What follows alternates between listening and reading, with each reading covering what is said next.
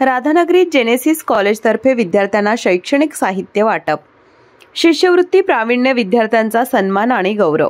शिक्षण हे परिवर्तनाचं प्रभावी साधन आहे, या तत्वाचा आधार घेत जेनेसिस कॉलेजच्या वतीनं राधानगरी येथे शैक्षणिक साहित्य वाटप आणि गुणवंत विद्यार्थ्यांचा सत्कार कार्यक्रम उत्साहात पार पडला। हा उपक्रम गोकुळ संचालक अभिजित तायशेट्टे यांच्या सामाजिक बांधिलकीतून आणि प्रेरणादायी संकल्पनेतून साकार झाला।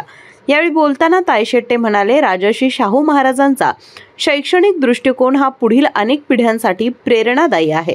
त्यांनी शिक्षणाच्या माध्यमातून समाज परिवर्तन घडवले।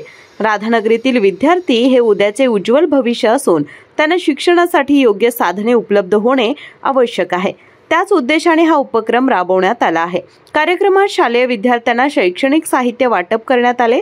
यासोबतच इयत्ता 5वी आणि 8वी शिष्यवृत्तीमध्ये प्रावीण्य मिळवलेल्या विद्यार्थ्यांचा सन्मान आणि गौरव करण्यात आला। या प्रसंगी माजी विस्तार अधिकारी नारायण आयरे आणि संगीता पाटील यांनी आपली मनोगते व्यक्त करत उपक्रमाचे विशेष कौतुक केले। त्यांनी शिक्षणासारख्या मूलभूत गरजांसाठी समाजातील विविध घटकांनी एकत्र येऊन योगदान द्यावे असे आवाहन केले। कार्यक्रमाचे सूत्रसंचालन विश्वास पाटील यांनी प्रभावीपणे पार पाडले।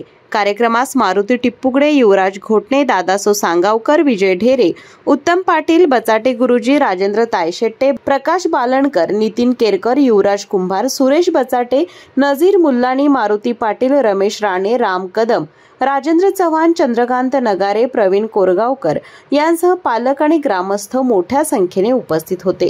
कार्यक्रमाचे आभार दीपक पाटील यांनी मानले। केके न्यूज साठी राधानगरीहून मिलिंद कांबळे। बाळ, फ्रीज मधून श्रीखंड काढ ना। आम्ही पूर्वी घरीच बनवायचो श्रीखंड, त्याची चवच वेगळी होती। आता काय सगळं रेडीमेड। आजी, हे श्रीखंड खाऊन बघ।